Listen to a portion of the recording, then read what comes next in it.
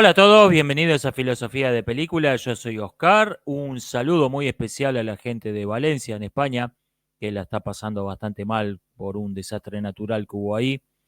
Me preguntan qué pienso de esto, porque la respuesta o falta de respuesta del gobierno al desastre natural ha provocado polémicas bastante acaloradas.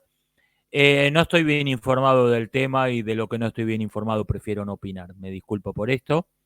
Me limito a mandarles mis condolencias a la gente de Valencia y desearles lo mejor. Me preguntan si voy a hacer un leyendo las noticias por las elecciones en Estados Unidos. Sí, este viernes vamos a hacer un leyendo las noticias, vamos a hablar de los resultados de las elecciones presidenciales en Estados Unidos de mañana, de las elecciones presidenciales en Moldavia que fueron ayer, donde fue reelecta la presidente pro-europea que tienen, con el 55% de los votos contra el 45% de un candidato prorruso. Eso se va a poner feo. Eso se va a poner feo. Es un polvorín al que el mundo no le está prestando la menor atención, Moldavia.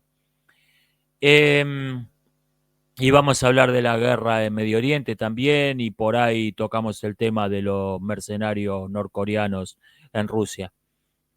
Así que sí, hay varios temas da para hacer un leyendo las noticias. Hay bastante para hablar. Eh, Sinapsis de Eisenberg me dice que quiere hacer un manga del cuento Las Colegialas. Me asusta bastante esto, pero dele suerte con eso. Um, Le tengo un poco de miedo a cualquier representación visual de ese cuento. Me asusta un poco, pero bueno, usted me dice que el manga es un medio adecuado. Adelante, no necesitan pedirme permiso para hacer nada con mi obra, les se los agradezco. Suerte. Me dicen sobre un post hablando de la pseudohistoria. Me dicen que no sabemos, no encontramos nada de una civilización antigua, es bastante dudoso, porque estamos hablando a veces de periodos de más de 10.000 años, y en 10.000 años prácticamente no se va a conservar nada del mundo de hoy. Me ponen el ejemplo de un celular arriba de una mesa, dentro de 10.000 años no va a quedar ni el celular, ni la mesa, ni nada. Sí, pero de esto no se puede sacar la inferencia. A ver, nadie en su sano juicio afirma que conservamos todo del pasado, que lo sabemos absolutamente todo. Se ha conservado todo, nada se perdió con el tiempo. Esto es ridículo. Lo que sí sabe, lo que sabemos es que de lo que no se conservó no podemos decir nada. Uno no puede encontrar 4 marcas fosilizadas, petrificadas, no sé cómo se dice, cuando queda la estampa de algo impresas. Uno no puede encontrar impresa lo que parecen 4 patas de una mesa en barro que se hizo piedra, que ni siquiera puede afirmar que eso es una mesa. Puede afirmar que parece una mesa, parecen las patas de una mesa. Uno no puede ver eso y decir, encontré los restos de una mesa de madera arriba de la cual había un teléfono celular satelital del Neolítico. Y esto es una lógica ridícula que encontramos en todas las pseudohistorias. Se llama argumentación a partir de la ignorancia.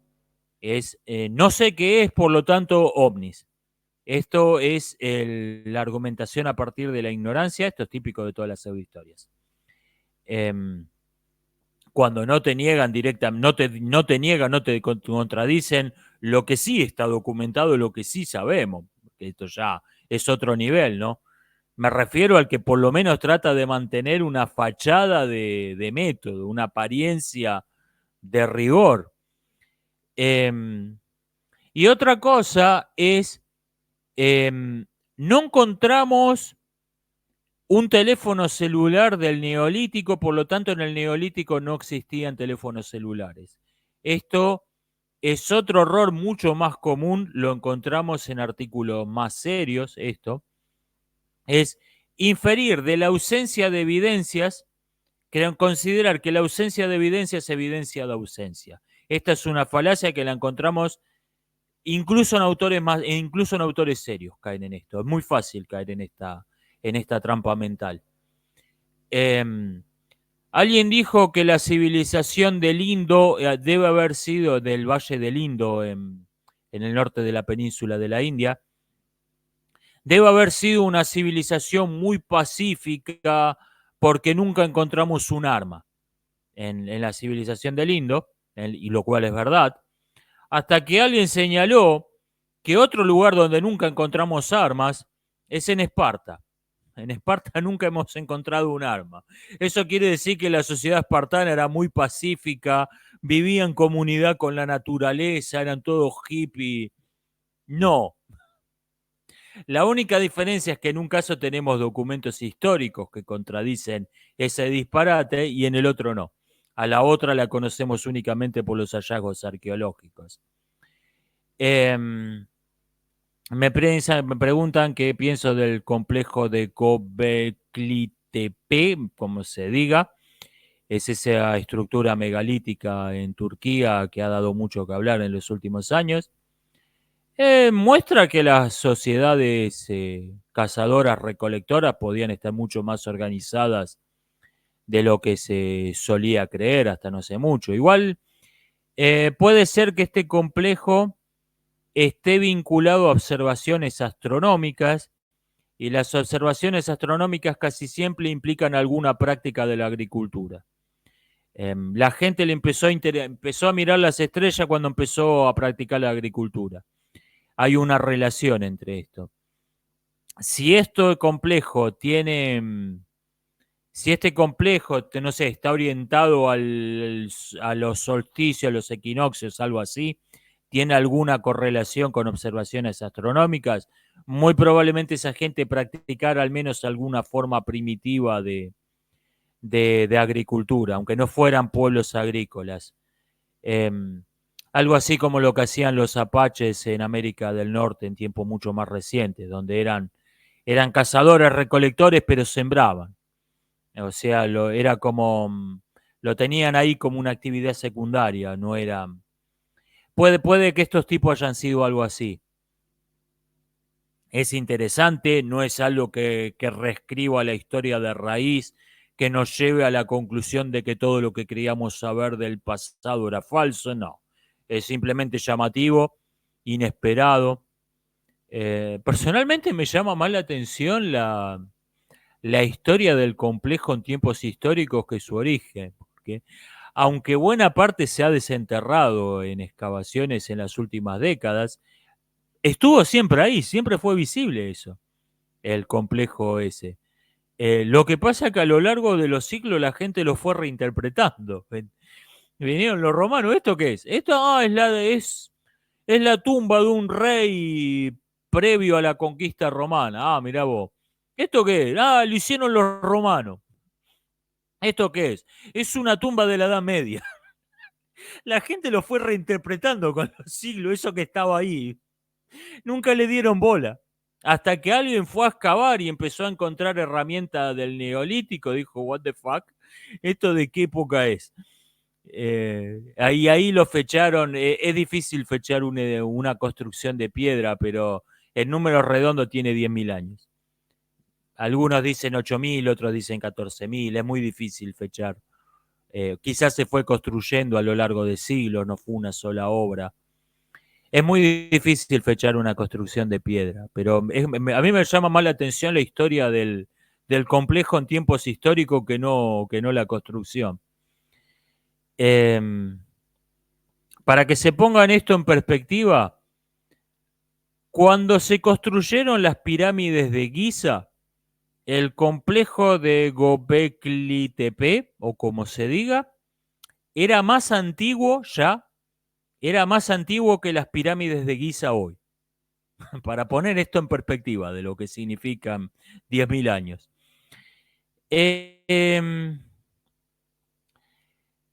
Me preguntan si conozco el plan Mainland. El plan Mainland es una estrategia que pensó para invadir el virreinato del Río de la Plata, que pensó un estratega inglés en 1800.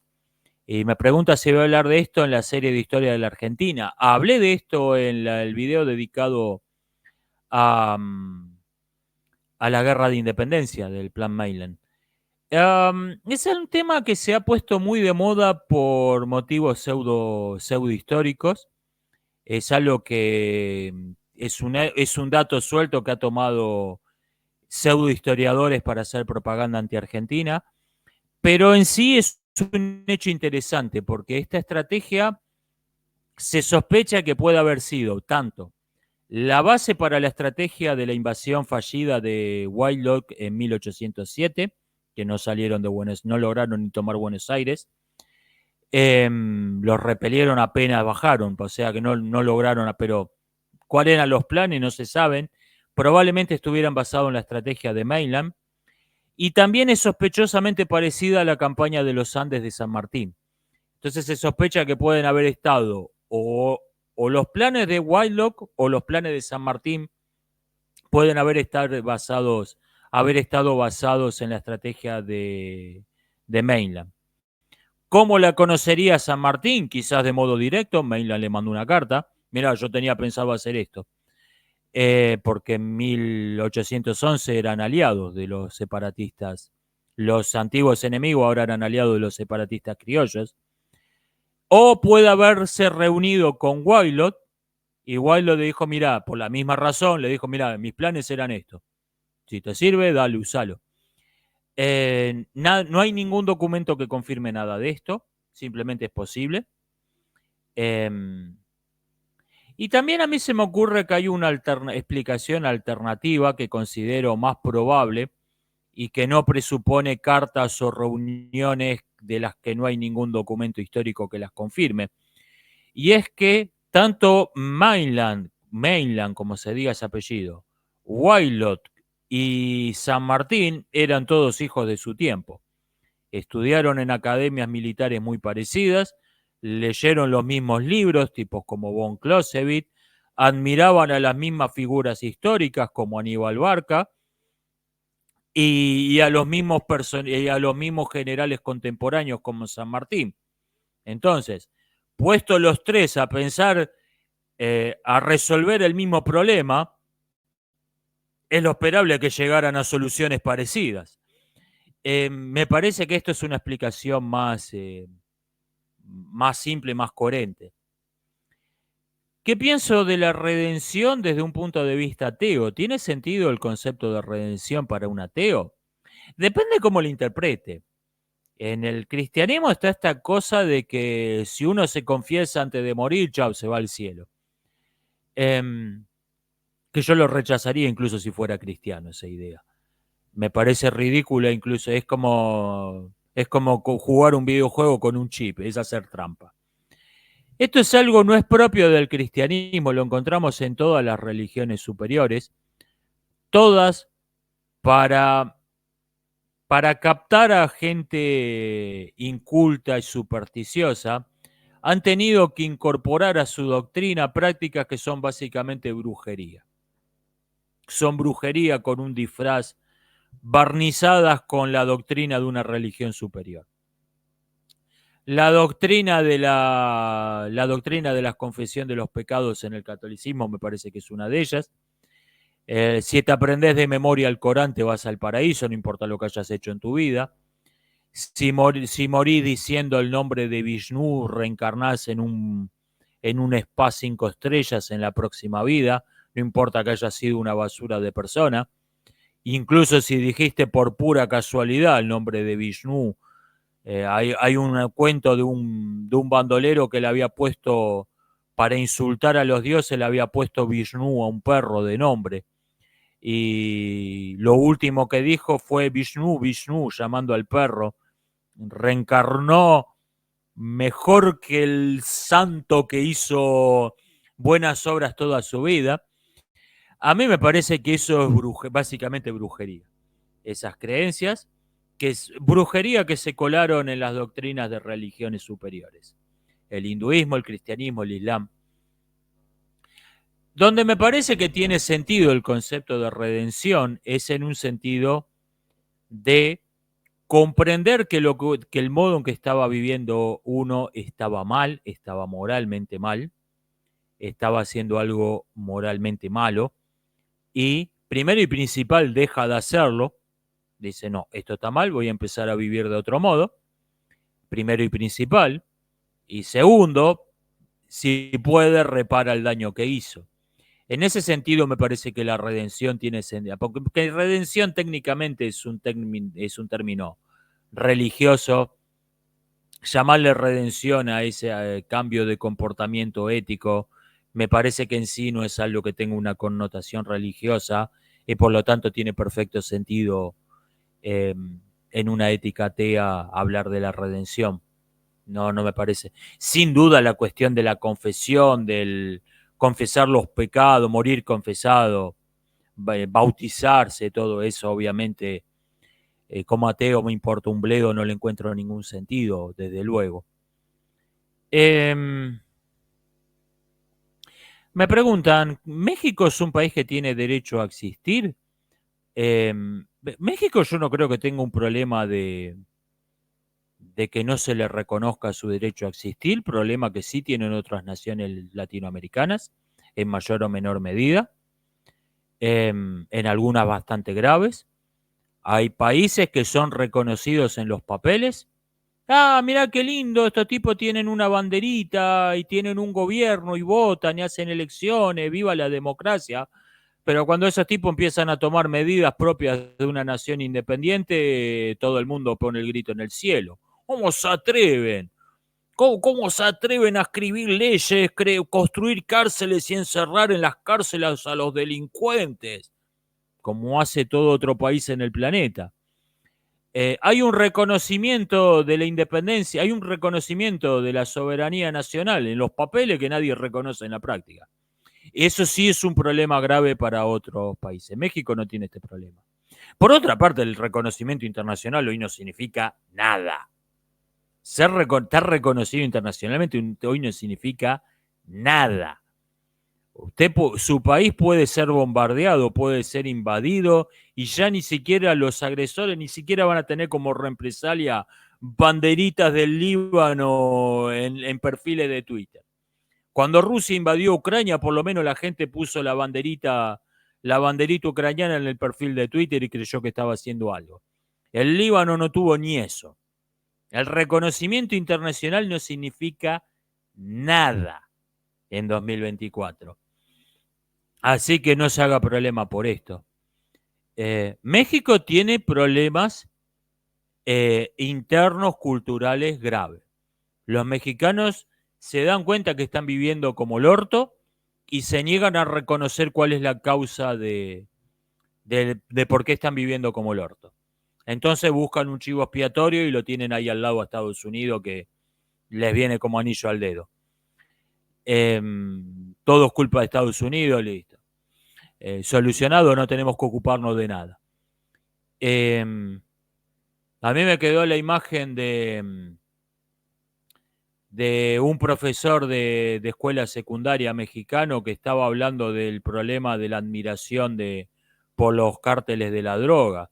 Estaba el tipo delante de un cuadro, debía ser de 2 metros por 2 metros del bandolero Pancho Villa, diciendo, yo no entiendo por qué los jóvenes, cómo pueden admirar a los narcotraficantes, de dónde pueden haber sacado la idea de que tipos como el Chapo Guzmán son gente admirable, un modelo a imitar. A ver, déjame que te proponga una hipótesis de dónde puede haber sacado esa idea. ¿Qué tal de tu clase? ¿Qué tal de tu clase donde estuvo viendo 10 años una foto de un bandolero convertido en un héroe nacional? ¿Qué les parece? ¿Qué tal si lo sacó de ahí? Eh, Ese es creo que el gran problema que tiene México. México tiene un problema cultural importantísimo que se niega a ver. Que se niega a ver. Estados Unidos, la razón por la que Estados Unidos fue, no hablo del Estados Unidos decadente de hoy, hablo del Estados Unidos admirado por el mundo. Estados Unidos llegó a ser lo que fue, entre otras razones, por una que no se menciona casi nunca, porque es políticamente incorrecta, es poco delicada mencionarla, por eso no se la dice casi nunca. Estados Unidos tuvo la suerte de estar rodeado de dos países que desprecia, México y Canadá. Tienen, a un lado, tienen un país bananero con territorios gobernados por bandoleros, un Estado central inexistente, un culto popular a criminales, una perpetua semianarquía, y en el otro lado, al otro extremo, física e ideológicamente, tienen ese Brave New World, el Brave New World canadiense, donde para tirarte un pedo tiene que venir un funcionario, tenés que hacer un trámite, sacar un permiso estatal para tirarte un pedo, y viene otro burócrata que certifica que te tiraste el pedo y labra un acta dejando constancia del proceso. Entonces los yanquis dijeron, ok, necesitamos más leyes que estos cabezas de pija que tenemos al sur, pero definitivamente no tantas como estos. Definitivamente no queremos ser estos tipos. Tiene Estados Unidos la dosis exacta de bananerismo. Es un país que tenía la dosis exacta de tercermundismo. Eso fue una de las claves que lo convirtió en lo que fue Estados Unidos. Repito, de lo que fue, no hablo de lo que es hoy Estados Unidos, que es algo lamentable. Es una mezcla de distopía orwelliana con país tercermundista. No hablo de la Norteamérica de hoy. Me dicen por el tema de los niños en los videojuegos que esto puede deberse simplemente a que en los videojuegos el protagonista mata personajes secundarios y podría verse un poco feo cuando hubiera apuñalando a niños. Ah, tiene sentido, es verdad, no lo había pensado esto. O sea, no sería un error histórico. Tiene sentido. Y me preguntan por último, ¿la derecha está perdiendo la guerra cultural? La derecha perdió la guerra cultural. La guerra cultural terminó. Y perdimos. Así que, ¿qué hacemos a partir de acá? Empezar a pensar a largo plazo. Empezar a pensar, empezar a construir para un mundo que nosotros no vamos a ver. Cuando se colapse, cuando se colapse el régimen actual, que se va a colapsar porque es insostenible, ahí el mundo va a estar esperando a alguien que proponga alguna alternativa y tenemos que ir construyendo eso. Yo tengo pelo blanco, yo no voy a vivir para verlo. Yo sé que voy a vivir el resto de mi vida bajo este régimen de mierda. Ya lo acepté. Ya estoy resignado a eso. Hay que empezar a construir para el día de mañana. ¿Qué es la guerra cultural? Porque el término se ha trivializado, se habla de la guerra cultural creyendo que quiere decir que a algunas personas les gustó una película y a otras no. La guerra cultural no es eso. La guerra cultural es una estrategia de guerra donde lo que normalmente hubiera sido parte de una operación militar mucho mayor es toda la guerra. Es algo parecido a la actual guerra entre Irán e Israel, que se reduce únicamente a un intercambio de ataques aéreos. Normalmente los ataques aéreos serían una parte de la guerra, no la parte más importante. La principal guerra se pelearía en tierra o en el mar o en tierra y mar. Pero por algunas peculiaridades geográficas, políticas, diplomáticas, esa guerra se reduce en intercambio de ataques aéreos.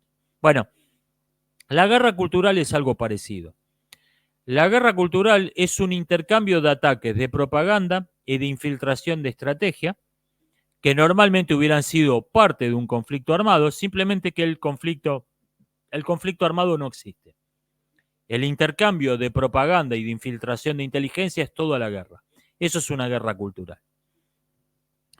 En esta en esta guerra de propaganda y de infiltración se usan tres tácticas básicas. Una es crear instituciones superfluas, crear instituciones sociales intermedias superfluas. O sea, en vez de ir el cliente a la panadería y pagarle el pan al panadero y el panadero que le dé la bolsa de pan, el cliente va, le da la plata a un intermediario, el intermediario le da la plata al panadero, el panadero le da el pan al intermediario, el intermediario le da el pan al cliente. Se añadió un paso intermedio totalmente inútil, totalmente superfluo, pero como no cambia el resultado general, a nadie le importa. Hasta que esa institución intermedia se la hace desaparecer y esto provoca una crisis social. Con el mismo criterio, dos, se reemplazan las verdaderas instituciones con instituciones sociales de bromas. Y en esto, los marxistas en particular están muy interesados en destruir dos instituciones puntuales, los marxistas clásicos por lo menos, la iglesia y la familia, porque dicen que son los grandes guardianes de la moral de un pueblo. Si vos destruís la religión y destruís la familia, el pueblo desapareció. Es un montón de individuos hedonistas que los podés arrear como ganado. Por eso están interesados en destruir eso. En nuestros días yo añadiría una tercera, que es el espectáculo. El espectáculo en nuestros días ocupa un rol análogo al que desocupaba antes la religión o la familia, y por lo tanto están muy interesados en controlarlo. En gente como BlackRock y gente por el estilo, están muy interesados en controlar el cine, la televisión, todo lo que sea el espectáculo. Porque esto contribuye al el control del espectáculo, sobre todo contribuye la tercera estrategia, que es algo que decía Sun Tzu en El arte de la guerra, que es distorsionar la percepción de la realidad de tu enemigo hasta tal punto en que deje de reconocerte como un enemigo, deje de reconocerte como la causa detrás de sus problemas y empiece a verte como un potencial aliado que puede servirle para solucionar esos problemas. Y para esto en nuestros días, el control de los noticieros, el control del cine, el control de todo del espectáculo y de las noticias es central para esto, para distorsionar la percepción de la realidad de la gente hasta tal punto que en algunos países vote por un enemigo. Ejemplo, Argentina. Esto es clave. Esto es la guerra cultural. La guerra cultural no termina con la captura de una ciudad y el cambio de una bandera, porque no es precisamente un ataque físico, no es una invasión del territorio, no es una ocupación militar. La guerra cultural termina cuando la ideología de un partido se ha impuesto de tal modo que deja de ser percibida como la ideología de un partido y pasa a ser considerada sentido común. Esto es lo que pasó en nuestros días con el marxismo. El marxismo en nuestros días ha dejado de ser percibido como un partido político, ha dejado de ser percibido como una ideología y es considerado simplemente lo que estamos todos de acuerdo. Es considerado simplemente sentido común.